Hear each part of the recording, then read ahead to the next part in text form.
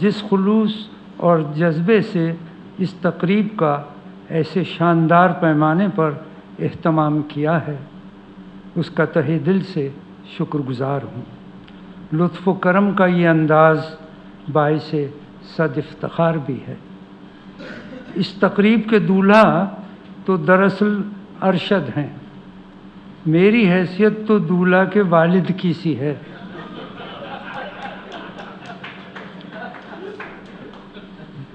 جو صرف دولہا کے گواہ کی حیثیت سے دستخط کرتا اور مہمانان گرامی کا شکریہ ادا کرتا ہے۔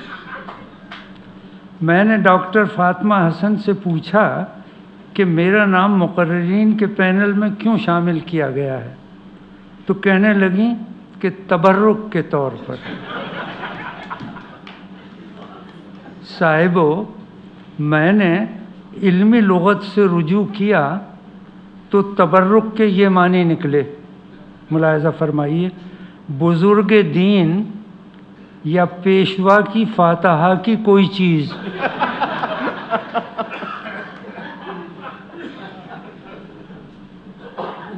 فاطمہ بیگم نے فاتحہ پڑھنے اور میرے درجات بلند کرنے میں ذرا عجلت سے کام لیا۔ بہرحال یہ زندہ مرحوم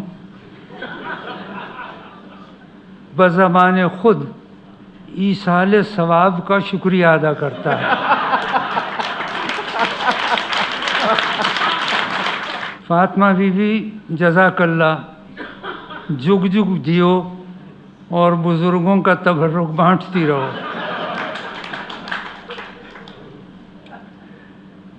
تقریر کرنے میں تأمل کی ایک وجہ تھی جسے فاطمہ بیگم نے حسب معمول محض اس لیے رد کر دیا کہ معقول تھی۔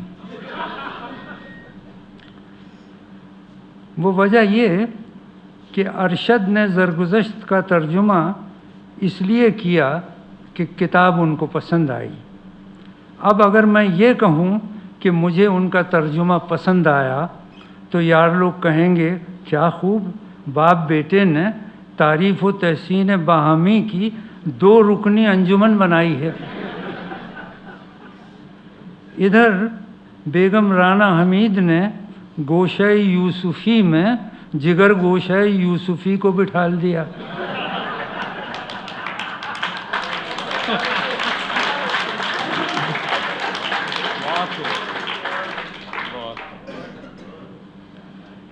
رہی صحیح کسر مجھے کرسی صدارت سونپ کر پوری کر دی گئی، جو سامعین کے ساتھ سراسر زیادتی ہے۔ ایسا لگتا ہے کہ رانا بی بی کا خیال ہے کہ صدارت بے ظرافت جلوہ پیدا کر نہیں سکتی۔ میں نے عرض کیا کہ اگر آپ کو مجھ سے انگریزی ہی میں مزاحیہ تقریر کرانی ہے تو میری بجائے میرا کو زحمت کلام دیجیے۔ پروفیسر نعمان الحق صاحب نے بھی میرے بارے میں جس فراخ دلی سے میری تعریف کی ہے وہ اپنے ہاں عام طور سے صرف مرحومین کی جاتی ہے، تو ان کا بھی شکریہ لازم ہے، اور خصوصاً ایسے زمانے میں کہ جب لوگ تعریف کرنے میں بڑے بخل سے کام لیتے ہیں۔ میں تو اسی لیے خود پر کبھی کسی کو کوئی مضمون نہیں پڑھنے دیتا، اس لیے کہ میں یہ کہتا ہوں کہ مجھے جتنا کچھ کہنا ہے وہ خود کہہ لیتا ہوں اپنی تعریف میں۔ یہ کار ثواب بھی ہے، اس لیے کہ اس سے دوسرے جھوٹ بولنے سے بچ جاتے ہیں۔ تو بڑی فیاضی سے ہماری تعریف کی نعمان الحق صاحب نے، ورنہ ابھی میرے خیال میں زیادہ دن نہیں ہوئے میں نے آرٹس کاؤنسل میں ایک مختلف مضمون پڑھے، اقتباسات ان کے جو لوگوں کو پسند بھی آئے، مگر ایک اخبار میں صرف یہ تعریف آئی میری کہ صاحب اس شخص نے 2 گھنٹے تک تقریر کی اس عمر میں، اور پانی کا گلاس سامنے رکھا رہا اور اس کو ہاتھ نہیں لگایا۔ آگے بڑھنے سے پہلے ایک پیشگی معذرت مجھ پر لازم ہے۔ 2 ماہ سے کھانسی کی شکایت ہے اور 3 ہفتوں سے آشوب چشم میں مبتلا ہوں۔ حروف صاف نظر نہیں آتے۔ جن ڈاکٹر صاحب کے زیر علاج ہوں وہ آج یہاں موجود ہیں۔ پچھلے 10 برسوں میں جن معالجوں کے زیر علاج رہا ہوں ان میں وہ پہلے ڈاکٹر ہیں جس نے میرا حال میرے کپڑے اتروائے بغیر سنا۔ ان کی دوا سے فوری افاقہ ہوا۔ افاقہ ان معنی میں کہ 6 گھنٹے کے بعد ہی مجھے نظر آنے لگا کہ ناخن اتنے بڑھ گئے ہیں کہ ان پر نیل پالش لگا لوں تو خواتین رشک کریں۔ ان تکلیفوں کا ذکر اس لیے کرنا پڑا کہ اگر کسی جملے کے بیچوں بیچ میں آنکھیں پونچھنے لگوں یا بری طرح کھانسنے لگوں تو آپ اسے کھانسی کا وقفہ سمجھیں، اٹھ کر کہیں نہ جائیں۔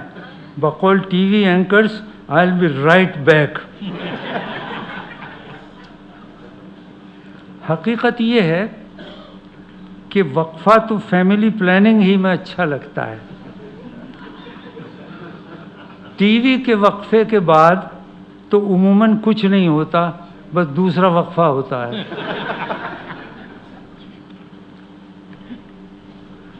عزیزم ارشد نے 1.5 سال اس ترجمے پر محنت کی ہے۔ 2 دفعہ امریکہ سے پاکستان آئے اور سبقاً زرگزشت مجھ سے پڑھی اور ڈانٹ بھی کھائی۔ انہوں نے کراچی گرامر اسکول سے او لیول کیا تھا۔ ان کے داخلے کے وقت پرنسپل نے یہ شرط لگائی تھی کہ آپ گھر پر ان سے انگریزی کے سوا اور کسی زبان میں گفتگو نہیں کریں گے، اور یہ اس زمانے کا دستور بھی تھا، اور صحیح اردو کے بجائے ان کی غلط انگریزی سن کر والدین پورے نہیں سماتے تھے۔ تو اس بیک گراؤنڈ کے ساتھ ان کو اس کتاب میں دلچسپی ہوئی، اس سے خود مجھے بھی بہت تعجب ہوا، اس لیے کہ ایک شادی کی تقریب میں گرامر اسکول کے ایک لڑکے نے مجھ سے پوچھا کہ انکل، کیا آپ کو سمپل اردو لکھنے میں کوئی ڈیفیکلٹی ہوتی ہے؟ اس لیے کہ آپ کی اردو کی وجہ سے کراچی گرامر اسکول کے لڑکے بہت فیل ہوتے ہیں، اور آپ بے حد ان پاپولر ہیں کراچی گرامر اسکول میں۔ اسی طرح قاسمی صاحب کی 75ویں سالگرہ پر لاہور میں میں نے ایک مضمون پڑھا، تو اس کے بعد ایک خاتون کیا لڑکی کہیے جس نے غالباً ایم اے کر لیا تھا، یہ کر رہی ہوگی، وہ میرے پاس آئی اور تعریف کرنے لگی۔ جب میں چلنے لگا تو کہنے لگی کہ سر، بات چیت میں تو آپ ٹھیک ٹھاک ہیں مگر کتاب میں بالکل لچے لگتے ہیں۔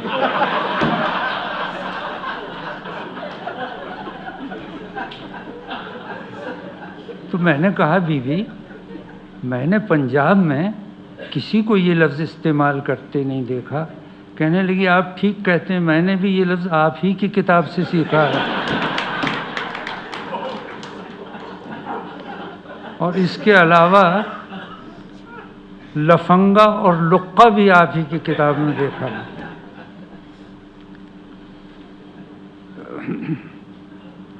صاحب، وہ ایسا کم ہوتا ہے کہ والدین کی کوئی بات، ان کا طرز زندگی یا ان کی کوئی ادا بچوں کو پسند آئے۔ دراصل بچے کے سیانے ہونے کی علامت یہ ہے کہ والدین اسے بے وقوف نظر آنے لگیں، تو سمجھیے کہ سیانہ ہو گیا ابھی۔ تو اگلے وقتوں میں جب اولاد نالائق نکل جاتی تھی تو اسے ناخلف کہتے تھے.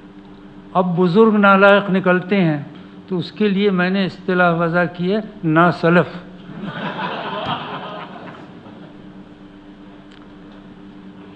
ارشد نے ترجمے کو اصل متن کے قریب سے قریب تر رکھنے کی کوشش کی ہے اور کنٹمپریری انگلش ایڈیم کو ہاتھ سے نہیں جانے دیا.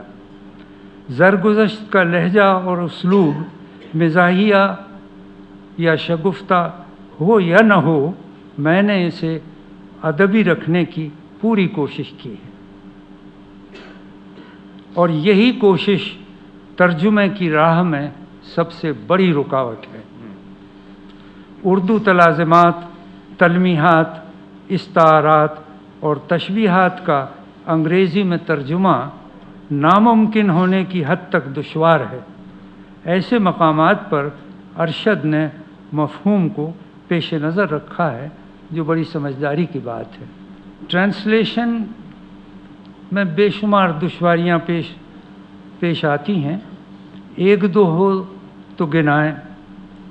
ترجمے کا عمل ایسا ہی ہے جیسے اچھے جمے ہوئے بالائی دار دہی سے دوبارہ دودھ بنانا. میں نے لوگوں کو یہ کہتے سنا ہے کہ فٹس جیرلڈ کا ترجمہ عمر خیام کی فارسی رباعیات سے بہتر ہے. یہ بات اکثر وہ لوگ کہتے ہیں جنہیں فارسی نہیں آتی. اب ایک واقعہ یاد آیا کہ حقی صاحب سے زیادہ اردو کا رسیہ اور معتبر سند تو اور کوئی نہیں ہو سکتی.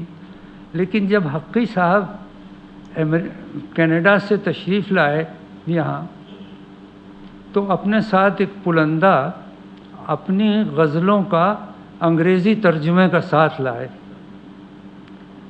وہ ترجمے انہوں نے ایک محفل میں سنائے جو صرف انہی کے اعزاز میں تھی. تو صاحب خانہ نے 3 غزلیں سن کے کہا کہ حقی صاحب، آپ نے اپنی غزلوں کی خوب ریڑھ ماری ہے. یہ سنتے ہی حقی صاحب نے اپنے ٹرانسلیشن کا بستہ اٹھایا اور گھر کے باہر چلے گئے چھوڑ کے. کسی کی ہم میں سے اتنی ہمت نہیں تھی کہ انہیں روک سکیں. جب 1 گھنٹے بعد کھانا ہم کھا چکے اور گھر جانے لگے تو دیکھا کہ گھر کے باہر وہ ایک کھمبے کے پاس ٹیکسی کے انتظار میں 1 گھنٹے سے کھڑے ہیں. تو ٹرانسلیشن ایسی مشکل چیز ہے کہ بڑے بڑے استادوں کے قابو میں وہ نہیں آتی. تو اگر کوئی اس میں سقم ہو تو ترجمے کے محدودات کو ضرور ذہن میں رکھنا چاہیے.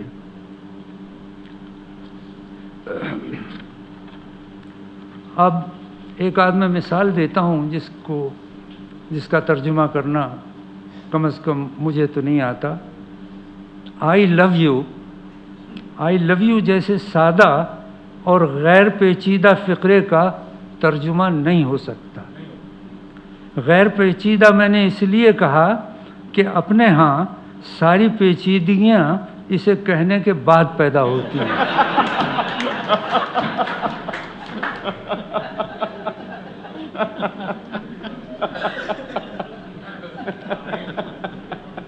مغرب میں آئی لو یو اپنے بزرگ کو بھی کہہ سکتے ہیں، اپنے بچوں کو بھی کہہ سکتے ہیں. کسی حسینہ کو بھی کہیں تو وہ ہرگز برا نہیں مانے گی، بلکہ مسکراہٹ کے ذریعے ونس مور کا تقاضا کرے گی. اچھا، اب ہم اس کا کیا ترجمہ کریں گے؟ میں تم سے محبت کرتا ہوں. کتنا بھونڈا لگتا ہے، خصوصاً میرے منہ سے. میں تمہیں پیار کرتا ہوں، اس سے نرا لونڈھار پن ٹپکتا ہے. تو اردو میں اس کا ترجمہ نہیں ہو سکتا. وجہ یہ کہ ہمارا کلچر اور ہمارے معاشرتی آداب اس کے عادی، متحمل اور روادار نہیں۔ ہمارے ہاں اس کی نوبت آ ہی جائے تو ترجمے کی کھکیڑ میں پڑنے کی بجائے سیدھے صبح قاضی کو بلا لیتے ہیں۔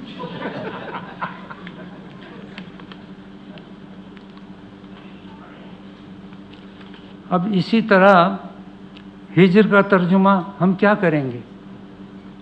سیپریشن، ایبسنس، بات نہیں بنتی۔ ہمارے شاعروں اور عاشقوں نے تو ہجر و فراق کو بھی گلیمرائز کیا ہے، ہجر کے مزے لوٹے ہیں۔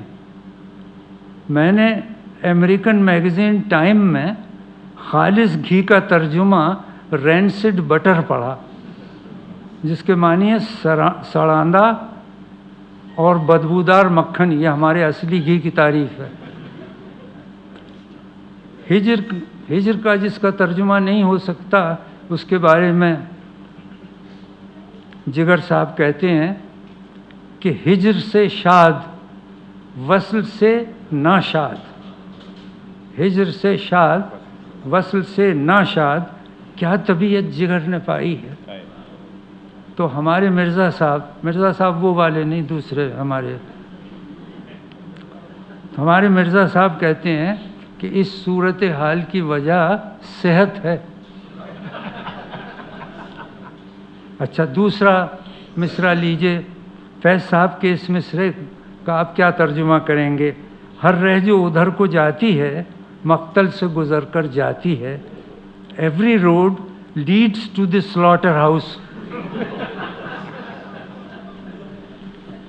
یا پھر اقبال کا ایک بہت خوبصورت شعر لیجئے جو کسی عالم میں انہوں نے لکھا ہے: تبرک ہے میرا پیراہن چاک، نہیں اہل جنوں کا یہ زمانہ۔ جنوں کا ترجمہ میڈنس اور فرینزی کیا جاتا ہے۔ شیکسپیئر نے بھی، مجھے یاد پڑتا ہے، ایک سونٹ میں پوئٹس فرینزی کا حوالہ دیا ہے۔ ہمارے جنوں میں جو از خود رفتگی، ربودگی، سرشاری و سرمستی اور بعض اوقات عاشقانہ عیاری ہوتی ہے، وہ فرینزی میں کہاں سے لائیں گے؟ ان اشعار میں جو استعارے ہیں، ان میں ہمارا کلچر بولتا ہے، ہماری ادبی روایت، ہماری تہذیب و تمدن، ہماری پوری پرمپرا نغمہ زن ہے۔ اہل جنوں جب لب کشائی کرتے ہیں تو ایک سما باندھ دیتے ہیں۔ تازہ ترین مکاشفات معرض گفتگو میں ہیں۔ عرض و سما سنو سنو، گرم بیاں ہے آدمی۔ تو ان کا ترجمہ کوئی بھی نہیں کر سکتا۔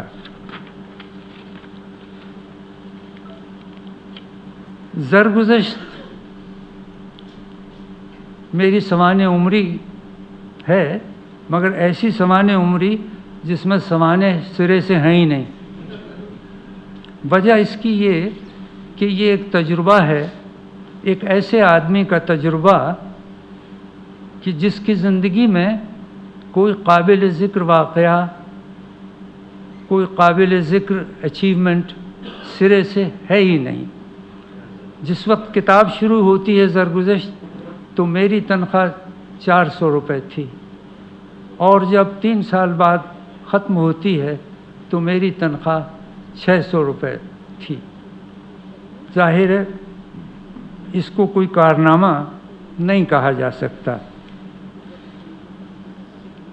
یہ دراصل میرے باس اینڈرسن کی سرگزشت ہے۔ اینڈرسن ایک الکوہولک شخص تھا، اور میرا خیال ہے کہ اگر وہ نشے میں نہ ہوتا تو مجھے بینک میں نہیں لیتا وہ۔ صبح جب وہ آتا تھا 8:30 بجے آ جاتا تھا، تو 2 چپراسی، ایک ڈرائیور اور ایک چپراسی اسے پکڑ کے لاتے تھے، اس لیے کہ وہ نشے میں دھت ہوتا تھا صبح 8 بجے بھی، اور جیب میں اس کے ایک شیشی ہوتی تھی جس میں اسکاچ وسکی ہوتی تھی۔ لیکن عجیب بات ہے کہ نشے کے عالم میں کبھی اس نے کوئی غلط کام نہیں کیا. دن بھر الٹے سیدھے ڈکٹیشن دیتا تھا مگر دستخط نہیں کرتا تھا. تو ایک دن اس نے ہمیں بلایا. میں اس زمانے میں پیر الہی بخش کالونی میں رہتا تھا اور پریشان حال تھا. اس نے مجھے بلایا اور کہنے لگا کہ میں تمہارے کام سے بہت خوش ہوں and I am sending you to guarantee trust Company New York for a period of 6 months. میں بہت خوش ہوا اور گھر آ کے میں نے یہ خوشخبری سنائی اور یہ بھی اظہار کیا کہ یہ 6 مہینے جو میں نیو یارک میں گزاروں گا تو مجھ پر بڑے گراں گزریں گے. حالانکہ ایسی بات تھی نہیں. تو دوسرے دن میں نے انتظار کیا کہ وہ خط مجھے دیا جائے. 3 بج گئے اور وہ خط مجھے نہیں ملا.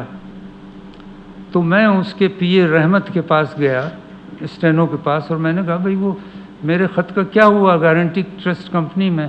میں نے تو سب دوستوں کو مطلع کیا کہ میں جا رہا ہوں, میرے بال بچوں کا خیال رکھنا. تو اس نے کہا میں نے تو اسی وقت ٹائپ کر کے رکھ دیا تھا, اس کی میز پر رکھا ہے, دستخط اس نے نہیں کیے ابھی. تو میں گیا پھر اس کے پاس 4 بجے. تو میں نے کہا sir you have not signed that letter. کہنے لگا وچ لیٹر؟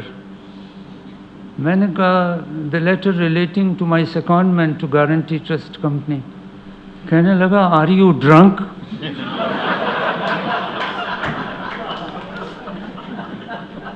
تو یہ اس شخص کی سوانح حیات ہے, دراصل میری نہیں ہے. اور جب وہ جاتا ہے تو کتاب ختم ہو جاتی ہے اسی وقت, جس دن وہ گیا ہے اسی دن زرگزشت ختم ہو جاتی ہے. ایک دفعہ ایسا ہوا کہ میں نے یہ دیکھا کہ وہ گرے رنگ کا سوٹ پہنے ہوئے آیا, بڑا اچھا لگا. لیکن پھر میں نے یہ دیکھا کہ کوئی 6 مہینے تک وہ گرے رنگ کے سوٹ پہننے لگا. تو اس کے چپراسی نے بتایا کہ صاحب بات یہ ہے کہ مس گڈی, یہ اس کی سیکرٹری تھی جسے وہ ضرورت سے زیادہ پسند کرنے لگا تھا. کہا کہ مس گڈی کو اس کا یہ سوٹ پسند آ گیا تو اس نے 6 سوٹ اسی رنگ کے اور اسی کپڑے کے بنوا لیے ہیں, اور 6 دن یہ آتا ہے دفتر تو ہر دن کا ایک سوٹ اسی کپڑے اور اسی رنگ کا پہن کے آتا ہے. اس پہ لکھا ہوا ہے کہ یہ فرائیڈے کا ہے, یہ منڈے کا ہے, یہ ٹیوزڈے کا. سب وہ کپڑا ہمیں اچھا لگا تو ہم وہاں انگلش ٹیلرنگ ہاؤس, یہ صدر میں تھا, وہاں ہم نے بھی ایک سوٹ بالکل اسی کپڑے کا اسی درزی سلوا لیا. اسے جب ہم پہن کے آئے تو آگ بگولا ہو گیا. اسے یہ شبہ ہوا کہ میں نے اس کی محبوبہ کو خوش کرنے کے لیے یہ پہنا ہے. تو کہنے لگا کہ who told you to wear this suit? میں نے کہا نو بڈی ٹولڈ یو. کہنے لگا ٹولڈ می. کہنے لگا آر یو شیور؟ میں نے کہا آئی ایم کوائٹ شیور. تو کہنے لگا in that case you will not where it again in this bank. تو یہ اس شخص کی سوانح حیات ہے. اس کا عنوان ہے بکرے کی آنکھ میں چھری. یہ ایک ایڈولیسنٹ لڑکے کا احوال ہے. ایڈولیسنٹ اردو میں آپ کہیں عنفوان شباب, مگر اس میں شاعری کا رنگ آ جاتا ہے. ہمیں بچپن میں بتایا گیا تھا کہ ذبح ہونے سے 24 گھنٹے پیشتر بکرے کی آنکھ میں چھری نظر آنے لگتی ہے. صرف ان لڑکوں کو نظر نہیں آتی جو جھوٹ بولتے ہیں, لڑکیوں کو چھیڑتے ہیں اور بیت الخلاء میں چھپ کر سگریٹ پینے کے بعد الائچی کھاتے ہیں. یہ ہماری عادتوں کی طرف اشارہ تھا. تو یہ ایک 12 سال لڑکے کی پابیتی سمجھیے. اس زمانے میں بچے بہت امیجنیٹو ہوتے تھے اور اپنی فینٹیسی کو حقیقت سمجھنے لگتے تھے. اب بھی یہی حال ہے, کوئی بہتر نہیں ہے. اس امر کی حلفیہ تصدیق تو ہم بھی کریں گے کہ قربانی کے بکرے کی آنکھ میں چھری نظر آتی ہے, ہمیں نظر آئی. بچپن میں ہمیں چچی نے بتایا تھا کہ ذبح ہونے سے ایک دن پہلے سے بکرے کے سر پر قضا کھیلنے لگتی ہے۔ معصوم بچے اگر بکرے کی آنکھ میں جھانک کر دیکھیں تو چھری نظر آنے لگے گی۔ چنانچہ ہم نے دیکھا تو سچ مچ ہمیں بھی نظر آئی، اور ہم نے اپنے چھوٹے بھائی بہنوں کو بھی دکھائی۔ سب نے اقرار کیا کہ صاف نظر آ رہی ہے۔ اللہ ہمیں معاف کرے، ہم نے تو یہ تک کہہ دیا کہ ہمیں تو عبداللہ قصائی بھی صاف نظر آ رہا ہے۔ میں اپنی جلادی آنکھوں کے لال لال ڈوروں کے۔ لیکن جب ہم اپنے پھوپھیزاد بھائی حمید کو، جو ہم سے 3 سال بڑا تھا، چھری دکھانے بکرے کے پاس لے گئے تو وہ کہنے لگا کہ مجھے تو بکرے کی آنکھ میں فقط آنکھ ہی نظر آ رہی ہے۔ ہم نے چچی سے پوچھا کہ حمید کو کم کیوں دکھائی دیتا ہے؟ وہ کہنے لگیں وہ آبدست جو نہیں لیتا، ماں کا کہنا نہیں مانتا، غلیل سے چڑیاں مارتا پھرتا ہے، اور یہ بھی ہے کہ جن لڑکوں کی آواز کنٹھ پھوٹنے سے اچانک بھاری ہو جاتی ہے ان کو پھر کبھی چھری دکھلائی نہیں دیتی، ورنہ حقیقت یہ ہے کہ جو بکرا ذبح ہونے والا ہوتا ہے اس کی آنکھوں میں ایک دن پیشتر سے چھری لہرانے لگتی ہے۔ جیسے ہی یہ تمہیں نظر آئے بکرے کو پانی پلاؤ۔ آپ کو خیال ہوگا کہ بکرے کو ذبح ہونے سے پہلے ضرور پانی پلاتے ہیں، عذرا ہمدردی۔ اپنے ہاتھ سے دانہ کھلاؤ، ثواب کا کام ہے، بھوکے پیاسے کو ذبح نہیں کیا کرتے۔ چچی نے سر پر پیار سے ہاتھ، کہنے لگیں کہ سر پر بکرے کے بہت پیار سے ہاتھ پھیر کر ذبح کرو۔ میں نے کہیں لکھا ہے کہ مسلمان کسی ایسے جانور سے پیار نہیں کرتے جس کو ذبح کر کے نہ کھا سکیں۔ یاد پڑتا ہے کہ اس کے 2-3 برس بعد ہمیں بھی چھری نظر آنی بند ہو گئی، حالانکہ ابھی ہماری آواز بھاری نہیں ہوئی تھی۔ یہ امیجنیشن کا سلسلہ ہے، اور یہ معلوم کرنے کے لیے کہ ہم بالغ ہوئے یا نہیں، ہم روز صبح اٹھتے ہی چیک کر لیتے تھے کہ گلے کے سامنے والی تکونی ہڈی، یہ ایڈمس ایپل، رات کو ابھری یا نہیں۔ ہم نے اس کا ذکر اپنے ایک اور کزن الیاس سے کیا۔ اس نے ہمارا حال اس طرح سنا جیسے حکیم علیم الدین مریض کی کیفیت آنکھ بند، ہاتھ نبض پر اور منہ آسمان کی طرف کر کے اس کا حال سنا کرتے ہیں۔ کہنے لگے ویری سمپل، جس دن لڑکے کو لڑکیاں پہل اچھی لگیں اسی دن اور اسی لمحے سے بکرے کی آنکھ میں چھری نظر آنی بند ہو جاتی۔ ہمیں بڑی حیرانی ہوئی کہ اس خبیث کو ہماری نظر اور نیت کے کھوٹ کا پتہ کیسے چل گیا۔ پھر یہ سوچ کر چپ ہو رہے کہ وہ بڑا گیانی ہے۔ 9ویں جماعت میں سائنس پڑھتا اور ڈینگیں مارتا تھا کہ دیکھ لینا 2 برس بعد لیبارٹری میں مینڈکوں کا پوسٹ مارٹم کروں گا، جبکہ ہم ابھی تک دی کاؤ پر مضمون لکھ کر 10 میں سے 10 نمبر حاصل کر رہے تھے۔ نمونہ ہے اس زمانے میں انٹرمیڈیٹ تک ہم سے دی کاؤ پر مضمون لکھوایا گیا تھا، مگر ہمارے پیٹنٹ جملے یہ تھے دی کاؤ از اے کوادروپیڈ، it has 4 legs and a tail, it gives white milk full of cream and causes Hindu-Muslim riots۔ اس کے پوسٹ مارٹم کرنے کی صلاحیت سے بھی زیادہ روب ہم پر اس بات کا پڑتا کہ وہ ایک لڑکی کو روزانہ خط لکھتا تھا، جب ہم ابھی تک کاؤ پر مضمون لکھ کر 10 میں سے 10 نمبر ہی حاصل کر رہے تھے۔ وہ اس سے چھپ کر ملتا اور ڈینگیں مارتا تھا، کہتا تھا پتہ ہے لڑکیوں سے ایک عجیب باولا کر دینے والی مہک آتی ہے، لڑکی کی کلائی ہمارے جیسی نہیں ہوتی۔ میں نے اسے چھو کر चुटकी लेकर देखा है, ये उसने बयान किया। मैंने कहा यू मीन सचमुच की लड़की को?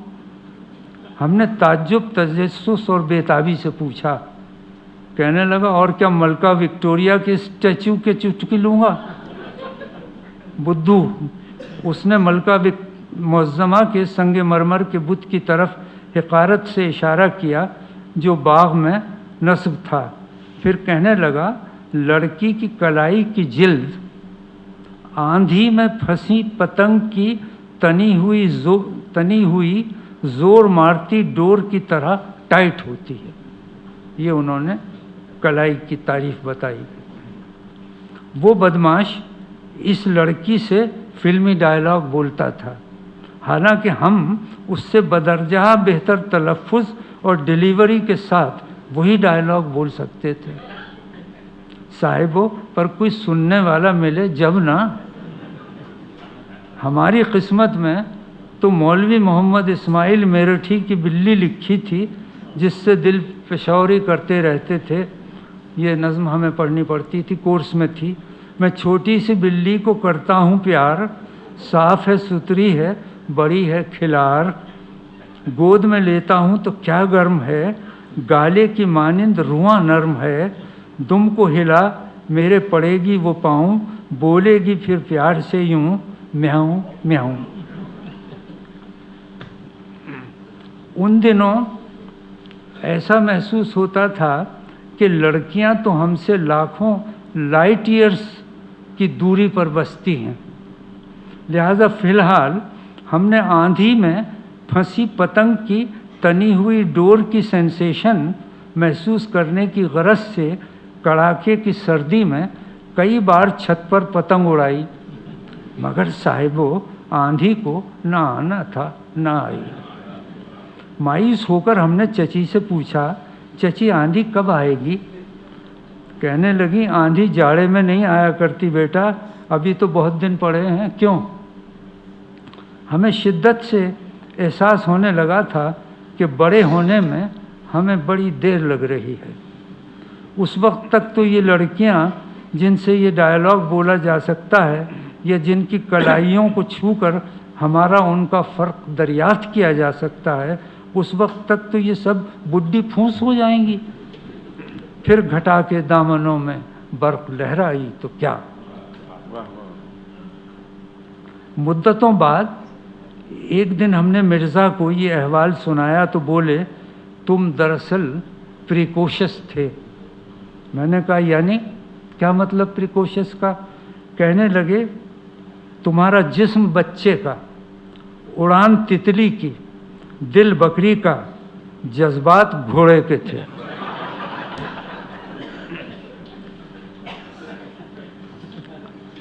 करना खुदा का क्या हुआ कि अगली बकरीद पर हमने बकरे की आंखों में आंखें डालकर देखा तो खुदा की कुदरत नज़र आई। मतलब ये कि एक लड़की जो चिक के पीछे साफ छुपती भी नहीं, सामने आती भी नहीं थी, उसकी शक्ल बकरे की आंख में बिल्कुल साफ नज़र आई। हम दौड़े दौड़े चची को ये खुशखबरी सुनाने गए तो वो बड़ी रुखाई और दुरुस्ती से बोली, मियाँ आज से तुम पर रोज़े फ़र्ज हो गए। इन बातों पर कमोबेश 60 बरस गुज़र गए। ये वक्फ़ा मैंने इसलिए दिया है ताकि आप मेरी उम्र का हिसाब लगा सकें मेंटल अरिथमेटिक से।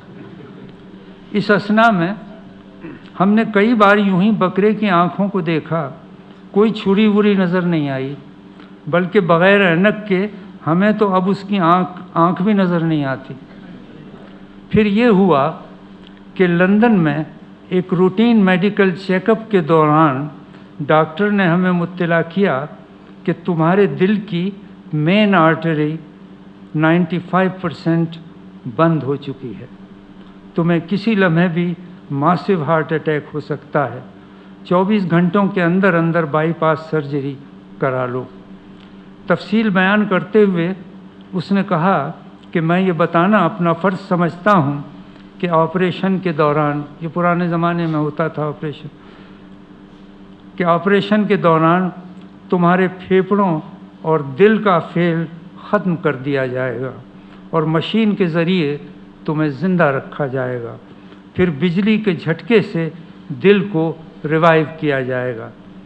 میں دہل گیا، میں نے کہا you mean I will be clinically dead? پھر ہم نے خود کو سنبھالا اور اس شیخی کا جو ہم اردو میں مارا کرتے تھے با محاورہ انگریزی میں ترجمہ کرتے ہوئے کہا